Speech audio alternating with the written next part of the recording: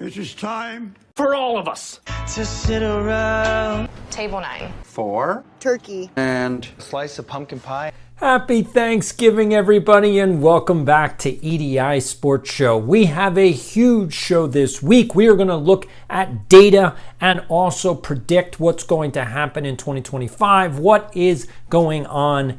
Is the market up? Is the market down? And what is the trend going forward? So let's get right into this week's show. So will the market rebound in 2025 or not? In order to answer that question, we have to know what the market did this year. And so what I've done is try to find all the data for you so that you don't have to go and do all that research. So here's the answer from Vintage Card Market. So Vintage Cards prices, I'm going to put the link down below if you want to go check it out yourself. Not sponsored, but just figure I'd be transparent and tell you where I'm getting data from. So first of all, according to their data, now again, I had to do the math. So according to their data, the market is down in 2024 about 12%. Total sales volume, and that's going to do for graded cards, is 935,000 cards graded were sold this year. Ungraded ungraded was 6.1 million. All right. We have, and this is how it breaks down in terms of sports. Baseball was 3.5 million. Basketball was about a little bit more than a million. Football was 1.8 million. Hockey was 369,000. And soccer was 224,000. So soccer's starting to pick up. Maybe it's getting a little bit more popular in the United States. Now that we understand that the market was down this year about 12%, again, from the highs of the pandemic, it's about 80 to 85%. Again, there are specific cards that are not as price sensitive to the downward trends, but most cards are down, way down from the highs in the pandemic, and I think everybody knows that. We are still in a bubble, according to all the data that I can look at, and I also will get into, we're going to do this in the second segment, I'm going to get into some lots that I saw on eBay that I want to go through, like why you think your cards are not worth what they actually are worth. Again, you have an overinflated idea of what cards are worth, and that's getting yourself into trouble. So we're going to get to that in the second segment. But here we go. These are the top 5 cards that are hot right now. And these names should not shock you at all. So let's get to the first one. Shohei Ohtani. He has had, over the last 30 days, 263,000 cards sold. Yes, he is head and shoulders above everyone else. Number 2 on the list is Aaron Judge. He has had 155,000 cards sold. Yeah, and this is over the last 30 days. This all data is coming from eBay. Number 3 is Victor Wembanyama. He had 146,000 cards sold. Michael Jordan is in the number 4 spot at 139,000. And then number 5 is Mike Trout with 123,000 cards sold over the last 30 days. Once again, this data is coming from eBay. We are moving through. So what are the players to watch then in 2025, right? I mean, we've already done that the market's down 12%. We now looked at the top 5 sales for the last 30 days. Who are the players to look out for in 2025? Well, these names probably shouldn't shock you at all, but we're talking about, obviously, Shohei Ohtani is going to be right there. Aaron Judge is going to be there. You got Ellie De La Cruz, Victor Wembanyama, Paul Skeens gets on there, Caitlin Clark, Jackson Churio, Connor McDavid, Justin Jefferson, CJ Stroud, Jackson Holiday, Anthony Volpe gets up there. And then I'm trying to see Jaden Daniels, Connor Bedard. Those are the names to be looking out for in 2025. So again, I know you gotta go back, press pause, write all these names down. These are the hottest players right now in the hobby going forward. Again, we're in the end of November. I pulled all this data as of November 27, 2024. This is what you need to know. You need to know these names. You need to know what's going on in the hobby. All right. Let's do what am I going to cover next week? I'm going to be doing the disappointments that I have over the 2024 calendar year. Like, what did I hope that the hobby would do? What am I upset about? We're going to go over those things next week. There are only 2 more episodes this year for EDI Sports Show, but I have a question for you. You ready? Here we go. This is what I want you to put the comments down. I want you to tell me what was your favorite episode of EDI Sports Show in 2024, because what I'm going to do is I'm going to take clips from all of your favorite episodes and I'm going to produce a best of basically video for December 27. Like I said, there's only 2 more episodes, 2 more original episodes for this year. That means next week and the week after. But if you guys tell me which is your favorite episode from this past year, I'm going to get clips from all of those videos and I'm going to make a best of for December 27 so that you have something to watch on New Year's and you can enjoy the end of the year and again, make your New Year's resolutions and do all of those things. For everybody that's new here, please hit the subscribe button, hit the like button because that's what YouTube likes and we want to make the YouTube gods all happy. If you're new to the channel, my name is Doc and I am a 40-year sports card collector. I'm a former teenage sports card dealer. From the age of 13 to 18, I sold sports cards every single weekend. I did about 40 hours of work every week. Outside of school, outside of playing sports, I played baseball, tennis, hockey, soccer. I mean, I played everything when I was a kid. So I was a very busy little boy.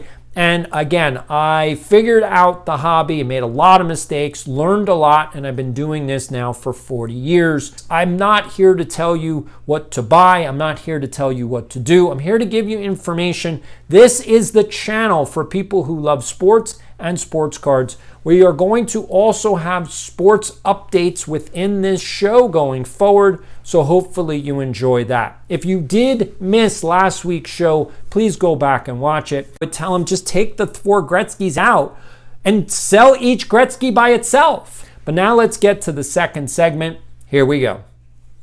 Okay, so what I thought I would do is actually go into like how much your cards are actually worth, how do you sell cards, and why people think their cards are worth more than they are. And so this is the listing from eBay. I'll put it on the bottom who the eBay seller is. This is on sale right now. And so what I thought I would do was kind of go through it and kind of walk you through why I think this is overpriced. I'm going to give, again, I don't have all the information. You would have to contact the eBay seller and ask them if they have the full list of everything that they're trying to sell, because I don't see the value here. Again, you can see that this is they're trying to sell this for $169,000.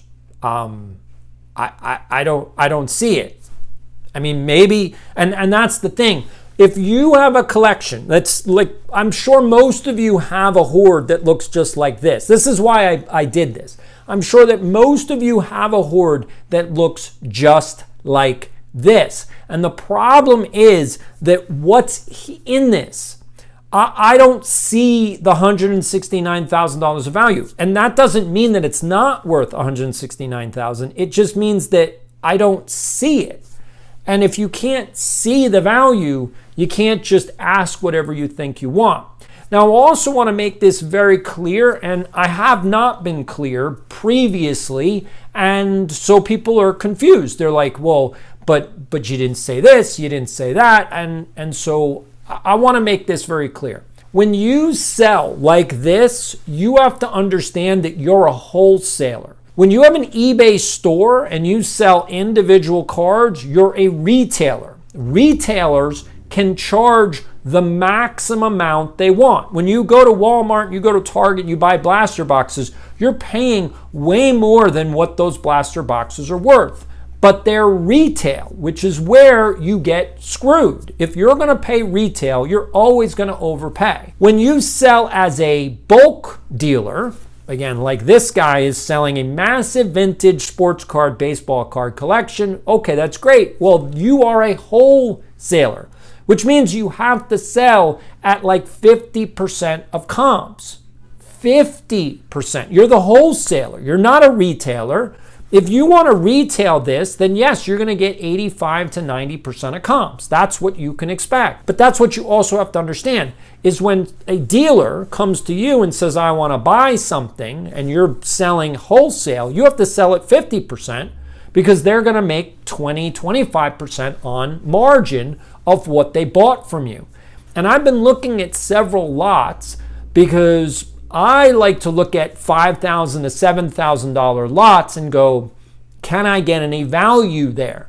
Because $5,000 to $7,000 is really where I think you can get the most value if you're buying a lot, especially if it's worth $5,000 to $7,000, because then you can hopefully get a deal on it. The problem is that people don't want to sell wholesale. They want to get retail even though they're selling wholesale. So again, that's the brain dysfunction that people have. You have to know what you're doing.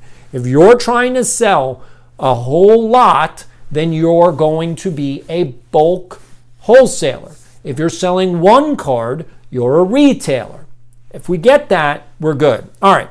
So what's the second? So let's look at the pictures here. So this is the second picture. Now again, you can see that I can't tell what's in here. I mean, there's a lot of stuff. There might be, I don't know. I don't know how much this is worth. Here's another picture. Here we go. So how much is this worth? Again, from what I can tell, unless there's some card in here that's worth $50K, I don't see how this is worth $169,000. This is just a lot. This is just bulk. It may add up to retail if you sold everything at $169,000, and maybe this guy figured out retail it's worth $200,000, so he's selling it for $169,000.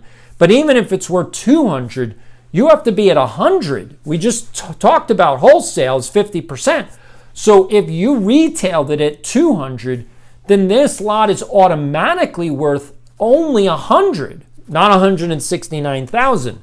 So this guy would have to say that this collection is worth $300,000 to get to $169,000, and I just don't see it. Again, there's no pictures. There's nothing to see. This is just a bunch of stuff. And so again, my suggestion is anybody's interested, go contact this eBay seller and ask them, what's in this? Where do you get the $169,000 value from? What am I buying? Because buying a hoard is not worth $169,000. All right, that's the first one.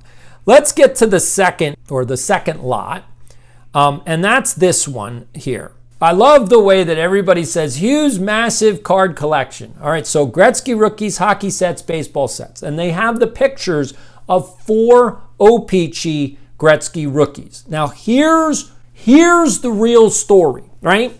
So this eBay seller is selling for $125,000. Now, when you look at the first picture, you're like, well, that's 4 Gretzkys. That makes total sense.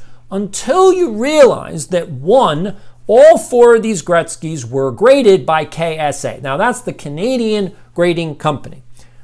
Nothing wrong with it, but the best grade was a 9. Then you go to an 8.5, then you go to an 8, and then you go to a 7. So what you have to do is you have to go look and see, well, what are these cards worth in a KSA slab? And that's when the whole narrative falls apart. This guy's selling 4 Gretzkys. He's got a Jeter, Crosby, Yzerman, Ovechkin, Bedard, Matthews, insert, sign cards, 80-81 O-Pee-Chee set. 81, 82, 84, 85 unopened boxes. He's got the Topps Project 100, 2020, 70, Upper Deck sets, Fleer sets, McDonald's, Tim Hortons, signed memorabilia. Again, he didn't show anything that's worth a lot of money.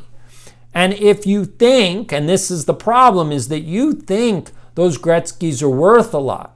And that's because a PSA 10 of an OPC Gretzky rookie is worth several million. And a Topps grain Gretzky is worth around $1 million. So OPC's worth more. Okay, so KSA 9, oh, it must be worth $100,000. Wrong, it's not. It's worth about $15,000. So take a look at this picture again. We've got 4 Gretzkys, right? So the first one is worth $15,000. Okay? We're on the same page? Then the second one is worth less than 15, probably 9, because it's an 8.5. Not going to be worth more than 15. So, okay, so we got 15, let's say plus 9, so we're up to into the low 20s. The 8 is going to be worth, what, 5? So now we're in the high 20s, and the 7 has got to be worth a couple grand.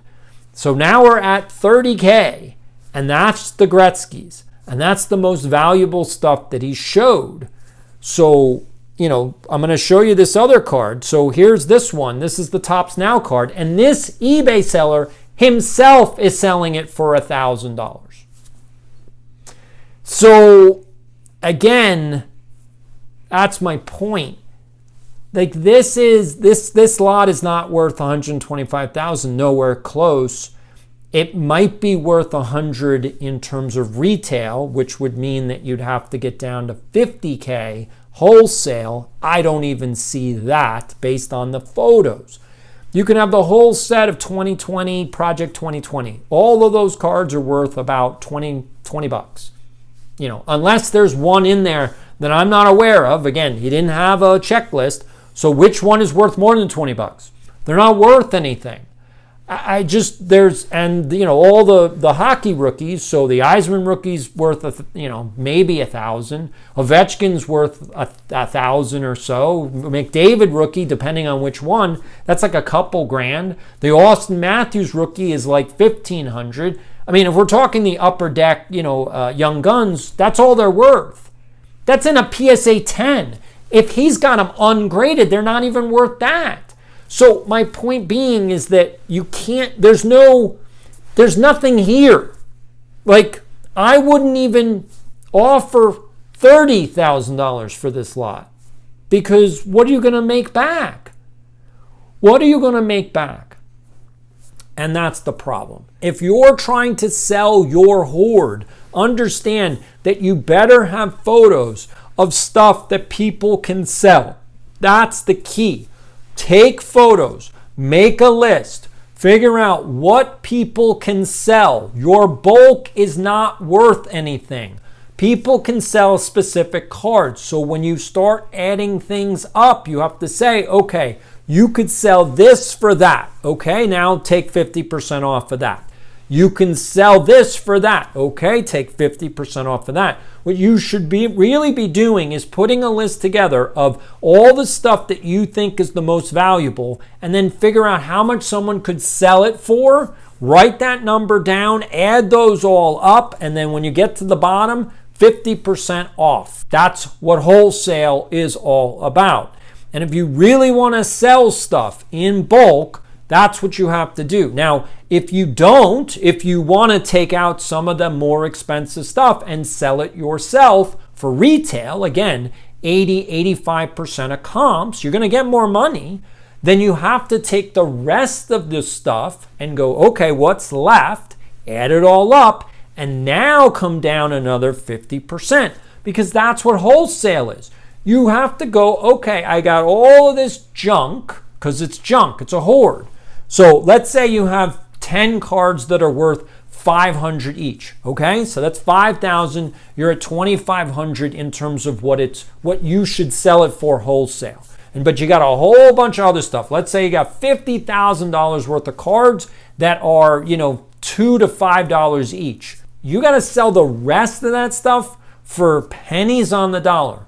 So let's say you've got 10,000 cards, you got to sell them for a penny each. That's what you got to do, plus the 2,500 that you have, and that's what you get. And if you start doing that, you're actually going to move your cards and you can take the cash. I know you're like, but I want to get more for it. I understand. But if you want to get more for it, then you need to be a retailer. And if you want to be a retailer, then you need to stop putting these ridiculous lots together and asking ridiculous prices. Stop doing this. This is bad. Literally, this is bad. If you want to sell a whole lot, then you better be at wholesale prices. That's what you have to do. Hopefully all of this makes sense. Now let's get to the card of the week. And don't forget, we're doing viewer comments at the very end. This week's card of the week is the 1972-73 Topps Jerry West card. Jerry West played 14 seasons with the Los Angeles Lakers from 1960 to 1974. The Hall of Famer was a 14-time All-Star, NBA champion in 1972, and played in 9 NBA Finals. Jerry West is also the inspiration for the NBA logo, yes, the Logo Man, which was adopted in 1969. Welcome back to the Sports Update. I said I was going to get more sports into this show, and here it is. I'm going to do Week 13 predictions of the NFL season. So I'm not going to do any analysis. I'm just going to pick the games. So here we go. Let's do Sunday's games. So first, I'm just going to run through the games, and then I'm going to give you my picks. So first, the LA Chargers are at the Atlanta Falcons. Pittsburgh's at Cincinnati. Arizona's at Minnesota. Indianapolis is at New England. Seattle goes to New York. Tennessee is in Washington. Houston at Jacksonville. LA Rams at New Orleans. Tampa Bay at Carolina. And Philadelphia at Baltimore. We have a Sunday night game, which is the San Francisco 49ers at Buffalo. And then Monday night is the Cleveland Browns and the Denver Broncos. So let me give you my picks. Here we go. So let's see, and we'll see next week how well I did. All right.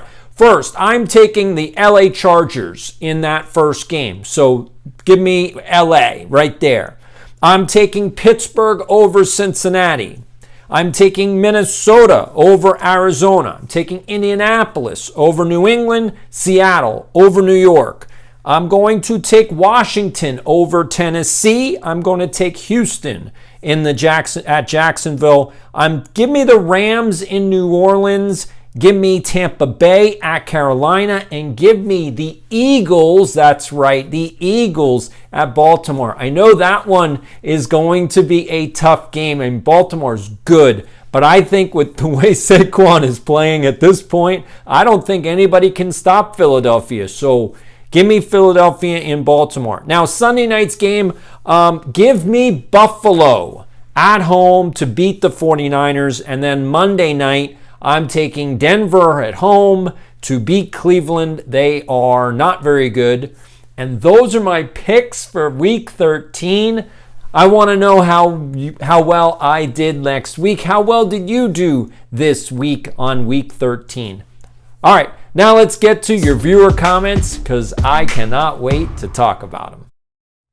It is time once again for the viewer comments, my favorite section of the show. If you have not been reading the comments from other people, please go to the comments. Go last week's video, go to the week before, and start commenting on other people's comments. Honestly, guys, you should be starting to talk together. This is a community. So here we go. I got a whole bunch of new comments this week, all great, and I love it. Even the critical ones, again, thank you so much. So here we go. This was the first one from Temple Bird. He says, I am a middle school teacher and are always looking for donations of common cards to give to my students who come from low-income families. This is a better alternative than handing out candy sweets. If anyone can help with this cause, please let me know. All right, so Temple Bird, actually, this is what I want you to do. I want you to reach out to me on either X or IG, EDI Sports Cards. Let me know. This is in my wheelhouse. So yes, you're correct. Handing out cards is much better than candy and food. Food is really bad. You do not want to train kids to eat candy. You want to train them to be able to be healthy for the rest of their life. The problem is that you don't just want any common cards, because kids don't want any common cards. They want specific stuff. So we need to talk. 2, I can also help you set up a school store in your room that's based on psychological research called positive behavior support, and I know you're going to want that. So get in contact with me. Let's do that, and I will try to help. So here we go. This is the second one. This is from eBay Glory Days. He says, and this is the critical one. So here we go. It's pretty clear that you don't actually know anything about Ty and Chasing Cardboard team. It's actually not very clear, so why don't you tell me what you think you think? So when you start a sentence with "it's pretty clear," that means it's not pretty clear. You didn't explain anything. I don't know who you are. I have no idea what you're talking about. So probably not to act like you do. Again, I seem to have more evidence than you do, so why don't you explain yourself? Here we go. Most of those guys, including Ty, have been in and around the hobby for many years. No, Ty has been in the hobby since 2019. Ty has been in the hobby since 2019. I don't know if you were born in 2018, so you're like, oh, well, that's a long time. I've been in this hobby since the 80s. So Ty has not been in this hobby as long as I have. Maybe you didn't realize that, but I am more experienced than Ty. But we'll get to the rest of this. So, and have built a following because of their transparency. Mike is one of the original YouTube card guys. Correct. Mike has been in this hobby a very long time. But Mike's not on the Chasing Cardboard channel. Mike is behind the scenes. Mike has his own channel. I don't know if you're understanding what I'm saying. I'm talking about Ty and Chasing Cardboard. I'm not talking about Mike. I never said anything about Mike. I said Ty is the leader of the Chasing Cardboard team, not Mike. Ty is. Mike is a friend. And we'll get to the next piece of this. Marcel is one of the longest standing card shop owners. Marcel runs the awesome card shop. He has nothing to do with Chasing Cardboard. I mean, I'm not sure what you're talking about. You're conflating like 15 different things. Ty and Chasing Cardboard is one entity. Mike is a separate entity. Marcel and the Awesome Card Shop is a third entity. I haven't said a word about Marcel and the Awesome Card Shop, and I haven't said anything about Mike. I'm talking about Ty. Does that make more sense to you now? So that it's actually clear? I'm talking about Ty. I'm talking about Chasing Cardboard. I'm not talking about Mike, and I'm not talking about Marcel. And some people on YouTube have very thin skin. So if you have something of evidence where you're like, you were wrong, please bring it up to me. But I've been very careful to be factual in this whole story. I did, I think, 3 videos on Chasing Cardboard and the drama between him, Jimmy, who was the actual purchaser or tried to purchase the card, then Sportscard Radio, and then Chasing Cardboard and the hobby. Those were the 3 stories that I covered, and they were all factual.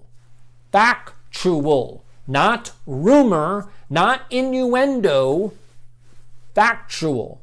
And that's the point, is that we need facts, not what I think. It doesn't matter what I think. I'm drawing conclusions from facts. And what's true, since you don't seem to understand, is that Ty made a big mistake. He even admitted he made a mistake. He didn't admit it was a big mistake. Hey, you know what? Half dozen one, half dozen the other, right? He at least admitted he made a mistake.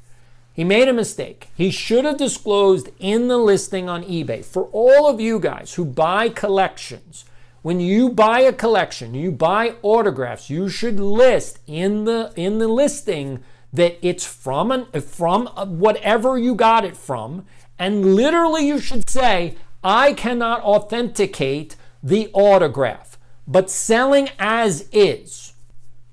Legally, that protects you, because you are selling it as is. So if somebody buys it and says, well, it's not real, you disclosed, I'm selling it as is. I cannot authenticate if this autograph is authentic.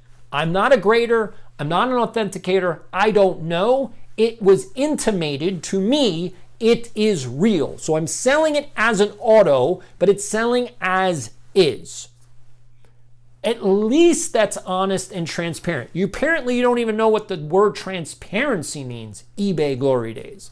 So I know I'm getting a little critical of eBay. Look, I appreciate that you watch the show. I appreciate that you're listening. I just want to make sure the thumbnail says, I agree with Ty, and it also says the best Chasing Cardboard episode ever. So on the one that I'm saying that Ty and Chasing Cardboard did a great job, you're also coming after me? Like, kind of a little too late, don't you think? Like, you should have said something like a year ago. So you're a little late to the party. Let's get to the next comment. All right, so this is from 28 Relics. 25% in, or 25 times in debt. This is in reference to what I said about Fanatics and their debt problems. So yeah, that isn't flying for investors. I'm sure the IPO was the Rubin game plan all along, and I cannot imagine going public is going to help him. It will just make Rubin and a select others some easy money, and then they will exit. So 28 Relics, you are 100% right. Like, I mean, I can't even begin to say how. Like, yes, that's the game. Like, that's it. Like, you know what's going to happen.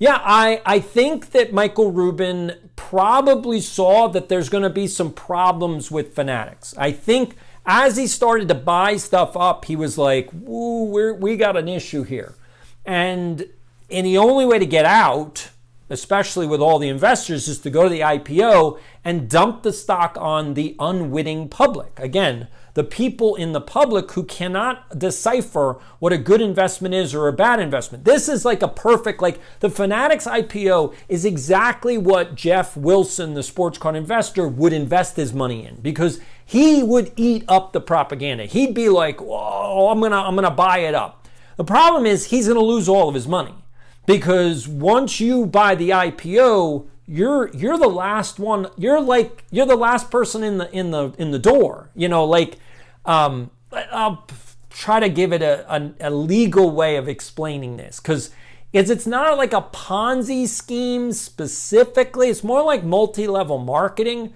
So basically, you start a startup. You know, like you're an entrepreneur. You start a company. You have no money, so you need to go to investors. And so investors, angel investors, venture capitalists, they give you money in exchange for equity of your company.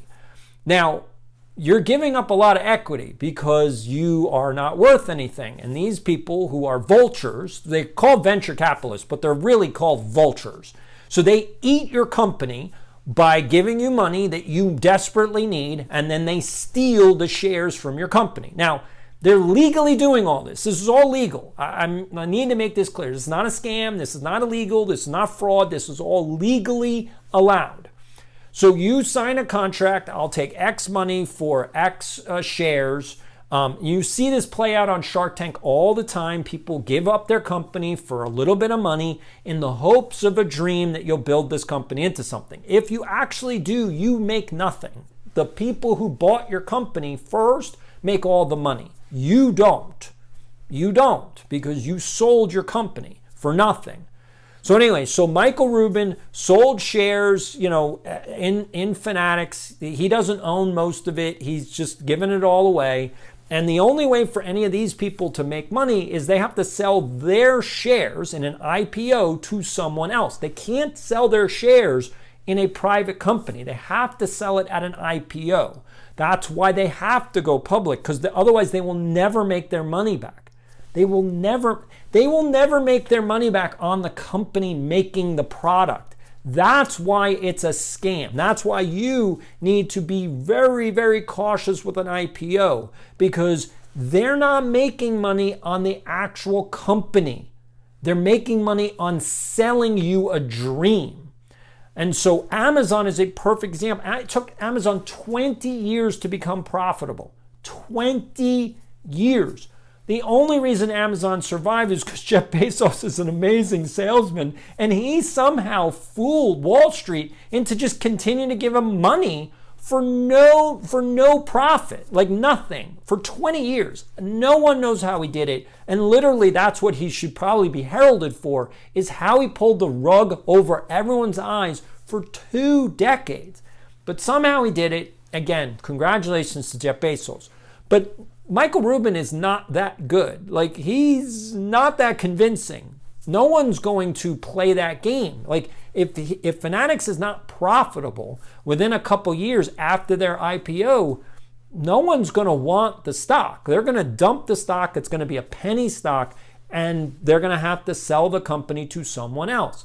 The problem is, for everybody else, now the hobby is still going to survive. Somebody will buy Topps, somebody will buy Bowman, somebody will buy all of their licenses if they have them at that point. I'm not sure how long the contract is. Starts in 2026. I'm not sure how long the contract is, but anyway, like, all of these things, they're assets. They're worth something. And so Fanatics will be able to sell them to someone who will buy them cheaply. They're going to get the great deal.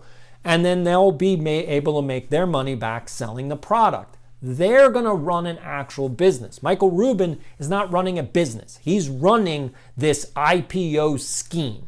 Again, it's not fraud, it's not illegal. I need to make clear that he's allowed to do this. But yes, you are correct, 28 Relics. This is exactly what he's doing. And again, yeah, the 25 times debt might be the kind of the signal. Do not buy this IPO. Whatever you do, do not buy this IPO. All right, let's get to the last comment. So this one is from Joey O. Gotti. Okay. I guess that's Irish Italian? I don't know. Maybe. All right, let's see. I have been collecting since the 90s. Well, welcome to the channel. And I have over 400,000 cards. You have a hoard, just like I used to have. All right. The hobby is messed up. And why wax is so expensive? Because the sports card investor. See, and I think going back to the original eBay comment, see, that's wrong. That's not why wax is up. Sports card investor does not pump up. Like, he's a part of the problem, but he's not the problem. He doesn't control anything. Even in his own massive ego, he knows he doesn't control anything. So no, the reason, and I've done this, and I'll show you the numbers again here. This is the 1991 Fleer. If you remember from a couple weeks ago, I showed it to you. So this is what it looks like, okay? So we got all these packs. There's 36 packs in here. It says there are 14 cards per pack. I did the numbers on that. This box cost about $20 back in the day, okay? So in 1991, that box cost $20. This is a 2024 Stadium Club Blaster box. This has a total of 40 cards in it, okay? 40 cards, that's it. This costs almost $30. So 40 cards for almost 30 and 20 for 36 packs, like 500 cards. That's why wax is ridiculous. That's why. What is this actually worth? Well, let's do the math. 500 cards for $20, that's this amount. So how much should this be worth? There you go. That's what this should be worth based on inflation-adjusted numbers. That's what this should sell for. You see what it's selling for? It's selling for almost $30. So there's the inflated, there's the bubble, there's the I'm ripping you off part. You know, I mean, they're making really good margins just if they sold it at inflation-adjusted prices. They're selling it way beyond that because of the lottery and the gambling situation.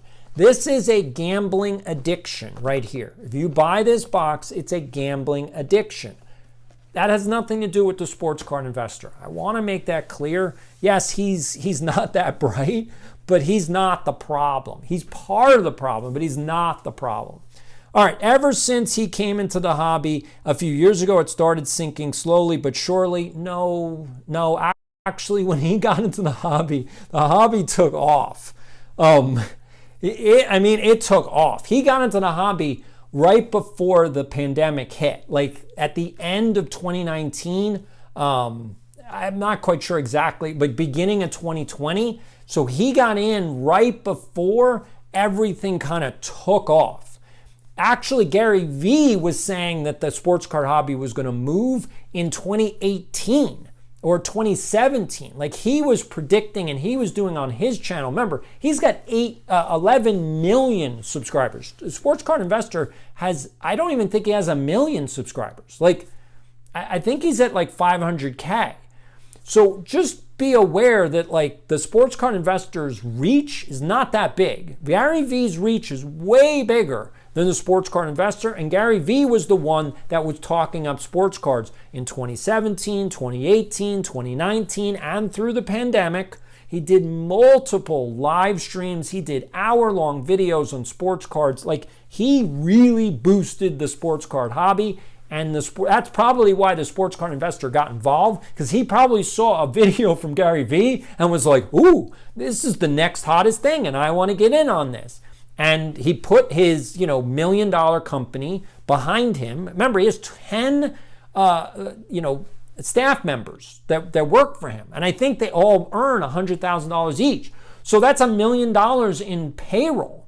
And none of them had any work to do because, if you really want to be truthful, Jeff Wilson ran a marketing agency called, 453, I think it was, which got a PPP loan, maybe even 2 PPP loans, because that company sucked. Like, he was not making any money with that marketing company. And he had all these staff members, and so he needed something for them to do, and so he put them to work on building this show on sports cards. Probably none of them had any idea about sports cards ever. They probably never had one level of experience with it, but they're marketers. So they built him a show. They built him a set. They wrote out his scripts. They did all of his lighting. They did his camera work. They did his editing. They did all of the things you need to do to make a show. I'm bringing you a show based on one person. I'm a one-man band. This is what you do to broadcast a show with one person. If I had multiple people, if I had 10 people, this would look so much better. And the editing would be so much better. And the research would be better. Everything would be better because I have 10 people working for me. Honestly, I don't need 10 people working for me to do this show. I probably need 3 because I need an editor. I need someone to help me actually produce and write the show because I have to do all the things by myself. And then I probably need a camera person. So that's 4 people. That's it. To run a real high quality show, you need about 4 people. That's the limitations of being a broadcaster. So does Gary Vee have a staff? Of course, he has a huge staff. His staff, basically, the only thing Gary Vee needs to do is just talk. They give him a topic and he goes. And then as somebody records it, well, actually 2 or 3 people recording at the same time. They give all the video to an editor. The editor puts it all together in a story, and then they upload it to YouTube and all of his social media. So when he says, oh, you have to just pump out more content, it's really about you have to record every single thing you do, and then you need an editor and a producer to put together all those videos. Again, stories that go out online. I don't have all of that. I have me and you. That's it. The camera is the only thing that gets me to communicate to you. I love YouTube because I can actually do this. I wanted to do this when I was a kid, but it didn't exist. YouTube didn't exist when I was growing up. None of these things, the iPhone didn't exist when I was growing up. None of these things existed. This is sort of like, I can't believe that I'm lucky enough to live in a time where I can do this by myself and have an audience. It's remarkable, literally remarkable. All right, let's get to the last bit of this comment. I'm sorry, I went off on a little tangent there, but you know what? It's the end of the year, and that's what we're doing. All right, so I'm glad I don't sell any of my cards. I just collect cards, mostly Hall of Famers. I definitely don't buy this expensive wax. I don't know how people pay hundreds of thousands of dollars for rookie cards that the player hasn't even done anything yet. It's just all hype around that player, and people in the hobby today buy cards by going off hype. Well, this is what I'm going to say, Joey Gatto. One, you're right. Obviously you're right. I mean, you've been watching this channel. You know that I agree with you. Yes, there's hype all over the place. If you've been in the hobby since the 90s, then you know that hype is always, that's the hobby. It's always a modern hobby. Like that's it. The hobby is always focused on modern cards. It's always focused on modern cards. So if you got in the 90s, then everybody was hyped up on Derek Jeter way back then. And people overpaid for those cards. Now, the ones that are worth money is actually the SP, or the Topps Gold. That, again, in a PSA 10, because we changed the hobby up a bit. Back then it was all about ungraded. Nobody bought graded cards. Now it's all about graded cards, and obviously the highest grade possible. Again, some of those cards have been watered down because we're now in the junk slab era, and so there's graded cards for everything. SGC just announced that you can grade a 2024 Chrome for $10 each. So, I don't know, 100,000 people are going to grade Topps Chrome cards. So how many PSA, how many SGC 10s are there going to be? Like, there's going to be hundreds of them, maybe even thousands. And so the problem is when you have 1,000 SGC 10s of whatever, it doesn't matter. It's just not going to be worth that much. The only reason that the 1952 Mantle PSA 10 is worth anything is because there's 3 of them. The only reason the SGC 9.5 sold for $12 million is because there's one. There's one. That's not manufactured rare. It's actually rare. There's only one of them. There's no other variation. That's the bigger key. There's no other variation of that card. So these one of ones, and there's 15 variations of the one of one, means that there's 15 one of ones, not one of one. Like if they really want to do a one of one, then that's it. There's one of them, and you don't make any more. There's no variation. There's no, next year we're going to do it again. No, you make one. And that's it. Maybe you make one every 10 years.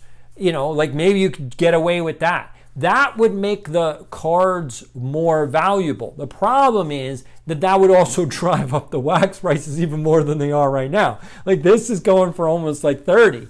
Imagine what it would go for if there was one of one in here for let's say that they decided, well, it wouldn't have done it this year. They would have done Shohei before. But let's say this is the year that they do Shohei Ohtani 101 and they don't do another one for another 10 years. Well, this box then jumps to $100. I mean, that's insane because again, you're buying into the lottery. You're buying into the gambling aspect of the hobby. If you want that 101 and there's a bounty on it, especially if it's a 101 and they don't do them for 10, the bounties on the 101s would go through the roof as well. Like they would put a $2 million bounty on that one card. So everybody would buy this because you're literally going for the lottery of the $2 million lottery ticket. I mean, you're literally buying a lottery ticket because you're buying the box, opening it up, hoping you get that 101 to cash it in for the bounty. The bounty is the lottery. I mean, the fact that people don't get that. And then maybe they do get it. Maybe that's what they like. They'd rather buy this for more than it's worth instead of doing a lottery ticket for $2. A scratch off. Because when you buy the lottery, you're never going to win. But you think you might win this. Like, guys, seriously. I mean, you have to start thinking it through. Again, if you want to waste your money, I'm not here to tell you to don't waste your money. Like, you can waste your money as much as you want. Honestly, you can do whatever you want to do with your money. But if you don't want to waste your money, like if you are not a multimillionaire like Jeff Wilson, the sports card investor. Again, he's a multimillionaire. We need to be also clear about that. He has plenty of money. He doesn't worry about money. He will never worry about money. Even if he loses $2 million, which is what he's done with all the sports cards that he's bought. Even if he loses $2 million, he's not worrying. He is a wealthy guy. uber wealthy. He's so much more wealthy than all of us. So he doesn't care. And I think that also needs to be said, is that he doesn't care what happens. He's not concerned about his viewers. He's not concerned that you don't have any money. He doesn't care. He is a wealthy guy, and he's just like, I'm just going to do what I want to do. Again, there's nothing unethical about that. There's nothing immoral about that. It's just a mindset. And I think that sort of gets lost in this like conversation about the hobby. There's nothing wrong with what Jeff Wilson does. I don't have a problem with it. I think some of his content is dumb, like literally dumb.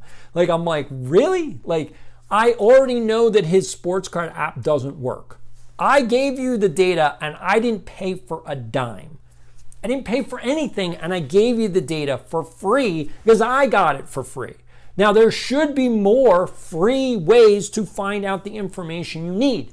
And maybe if anybody out there is good at coding, maybe we could come up with an app that actually gives you the information you need. I'm just not good at coding.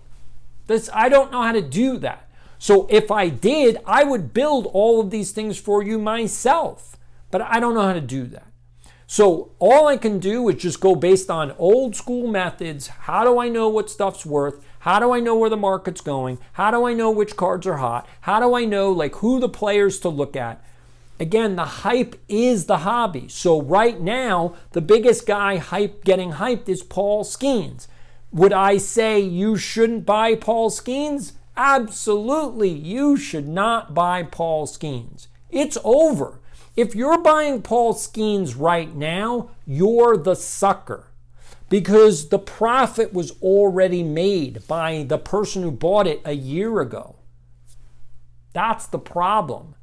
If you didn't get it somehow cheap, you're not making money if you're paying for it right now. You're paying retail. Unless you can pay wholesale. Again, and some people have Paul Skeens in bigger collections. And they're selling a whole collection at wholesale whereby you get Paul Skeens at a decent price and you can sell him and make a margin on it.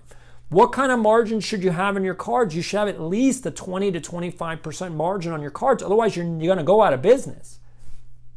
That's the reality of the sports card hobby. If you want to be a sports card dealer, you need to be at 20 to 25% margins on your cards, on your store.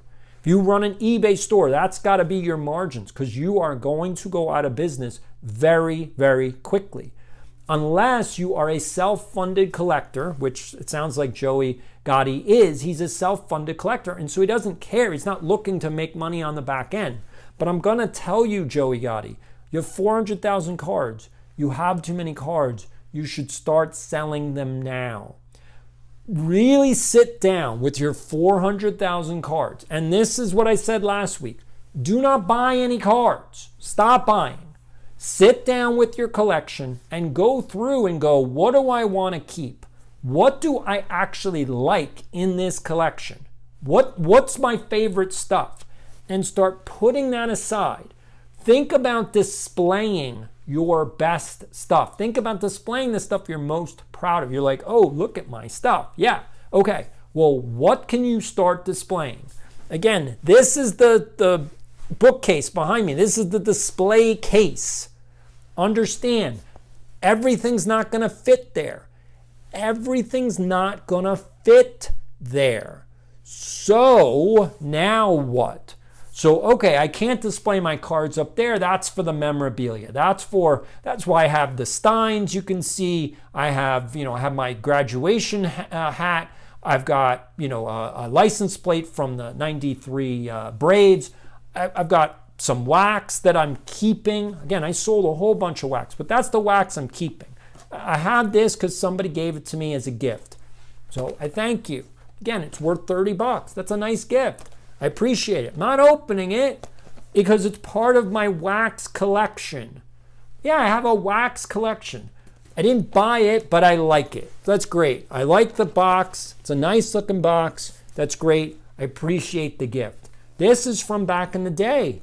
I just never opened it. And I also was like, I'm going to keep some stuff. Why? I don't know. I'm a hoarder. Why do I keep stuff? I have no idea. Why am I keeping 91 Fleer? I have no idea. I'm being honest with you folks. I don't know why I save stuff. I don't know. Could be my mom was a teacher for 30 years and she's a pack rat. You know, teachers save everything. We had a comment from a middle school teacher. He will tell you, teachers just save everything. I spent 20 years in education. We just save everything for whatever reason. We don't know why. We just do it. We're pack rats. So I had 8 million cards. I had to sell them off. You got to sell off some of that stuff. Like, you don't need 400,000 cards. I know it's like, oh, but I have a big collection. No, you don't. You have a hoard. A collection is curated. A collection is selective. A collection is stuff you can show off. You can't show off 400,000 cards. Start taking photos. Here's another suggestion. Start taking photos of every one of your cards. That's right. Set it up, get a table, put the light up, put your camera in, and start taking pictures of all 400,000 cards. And after 3 days of doing that, one by one card, 2 cards, 3 cards, because you really should catalog all your stuff. But after 3 days of doing that, you're going to go, I have way too many cards. Like, I have too much. And that's the problem, is when you put it away in a storage unit or you put it away in your closet, it's out of sight, out of mind. You're like, well, I don't have that many cards. No, the minute you have to go through your cards is the minute you realize, I have too much. Why do I have all this stuff? You don't like all of it. You don't actually like all of it. You accumulated it, but you don't like all of it. Start paring down, start curating, start selecting. What do I want to keep? I wrongfully thought that SGC was doing a sale, again, a Black Friday sale for grading. Wrong, because SGC doesn't care about the customer. But so they have no Black Friday sale, just so we're all aware. SGC has no Black Friday sale. So I thought I was going to get cards graded because it was going to be less. But they didn't. So here's 1, 2, 3, 4, 5, 6, 7, 8, 9, 10, 11 cards that I was going to send in because it was going to be economical. So here we go. 1, 2, 3, 4, 5, 6, 7, 8, 9, 10, and 11. I was going to get all those graded. Again, could have been $10 or even $12. Even if they made it $12, right now it's $15 a card. If they had made it $12 a card, I would have sent them all in right now. Black Friday sale, $12 a card. SGC, why don't you do nice things? I'm very, very upset. We're going to talk about that next week. But anyway, hopefully all of that makes sense. I want to thank everybody for joining me this week. We only have 2 more shows for the rest of this year. Hopefully, if you have any other questions about the data or anything else, please let me know. Put it down in the comments. Hit the like button. Hit the subscribe button. We're trying to get to 2,500 subscribers, so I appreciate it. Let's go. I will see you next week. This is Doc saying, have a nice weekend. There's only one show. There's only one show I wanna watch. HOBBYEBI Sports Show. Drop every Friday. Hot take. Where's the market? Behind the scenes. From the card shows to the streets.